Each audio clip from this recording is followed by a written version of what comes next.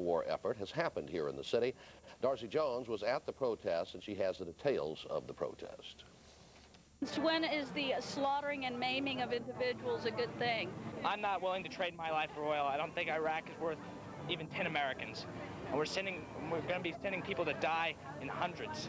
17-year-old David Fuquay may not be able to vote, but he has strong feelings when it comes to the United States invading Iraq.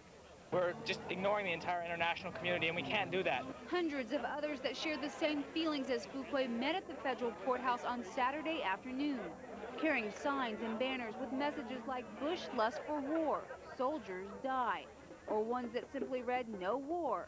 And while the protesters gathered, another large ship carrying supplies for Operation Enduring Freedom headed out from the port of Corpus Christi. Let's turn it around. Bring it back. The protesters then took their message to the streets. Peace is possible. Marching from the federal courthouse to Cole Park, where speakers shared their views. Some saying war should be a last resort. Others saying war is flat out wrong.